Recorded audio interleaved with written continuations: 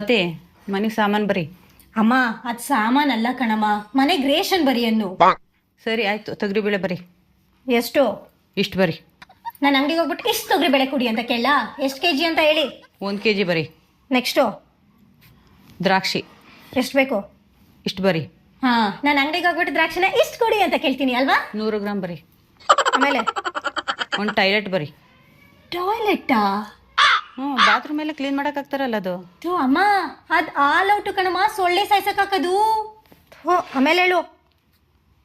ಒಂದು ಕಾಂಪೌಂಡ್ ಬರೀ. ಕಾಂಪೌಂಡಾ? ಅದೇನದು? ಬಟ್ಟೆ ಎಲ್ಲ ಗಮ್ಮನಕ್ ಹಾಕ್ತಾರಲ್ಲ ಅದು. ಅಮ್ಮ ಅದ್ ಕಂಫರ್ಟು, ಕಂಫರ್ಟು. ಸರಿ ಅದನ್ನೇ ಬರೀ. ಆಮೇಲೆ ಒಂದು ಲಿಪ್ಸ್ಟಿಕ್ ಬರೀ.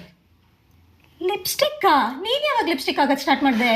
ಬಟ್ಟೆ ತೊಳೆಯಕ್ಕೆ ಹಾಕ್ತಾರಲ್ಲ ಅದು. ಅಮ್ಮ ಅದು ಲಿಕ್ವಿಡ್. ಸರಿ ಅದನ್ನೇ ಬರೀ. ಅಷ್ಟೇನಾ?